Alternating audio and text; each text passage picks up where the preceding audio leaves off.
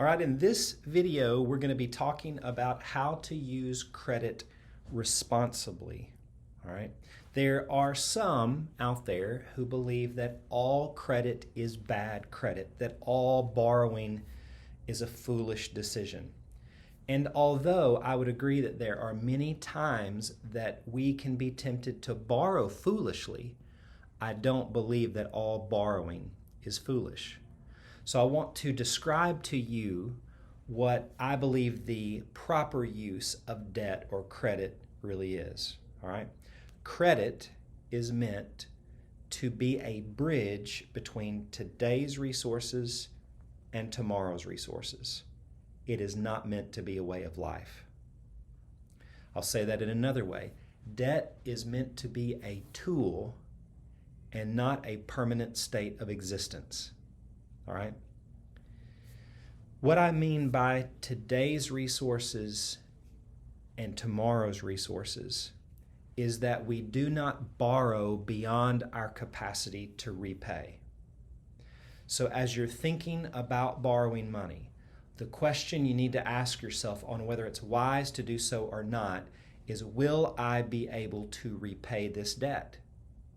Because many times we can be so enthralled by having the latest, greatest fill in the blank that we buy it and then we try to figure out later how we're going to pay for it. When really we need to know, okay, I'm not able to pay for this today, but I will be able to pay for it with this amount of money at this point in the future. We want to plan ahead the cash flows that are going to pay for whatever it is that we're borrowing money for.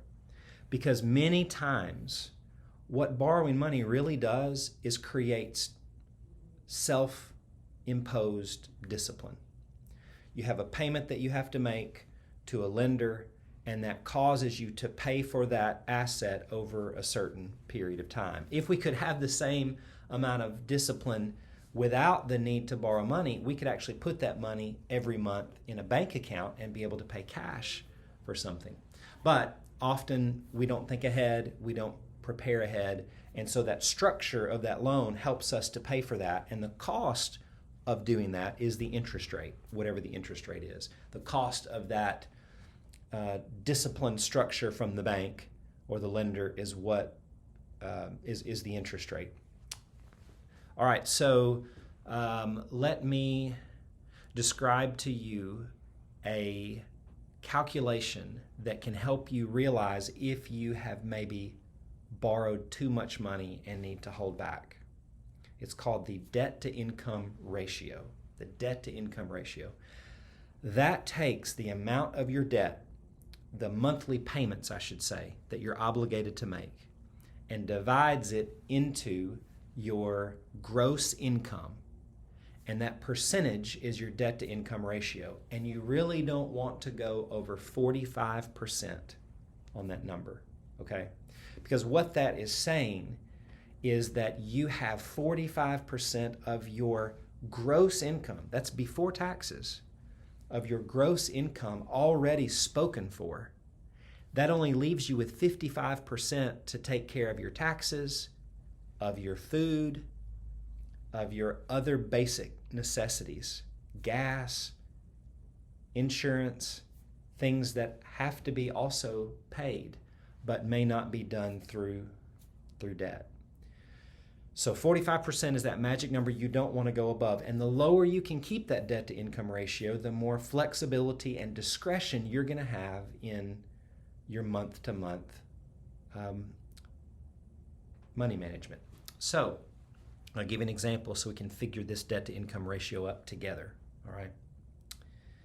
If your gross salary is $2,000 a month, if that's how much you make before taxes, and you have $1,000 that are already spoken for, if you take your credit card minimum payments, if you take any car notes that you have, any other finance company debt or anything like that, if you add all that up and you have $1,000 in payments that you have to make every month, what is 1,000 divided into 2,000?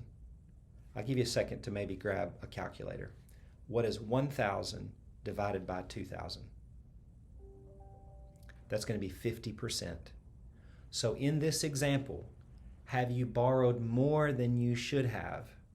The answer is yes, because the debt to income ratio we did not want to go over was 45%. Now let's take the same amount of income, $2,000 a month, and let's say that you have $500 in payments. What is 500 divided into 2,000? It's going to be 25%.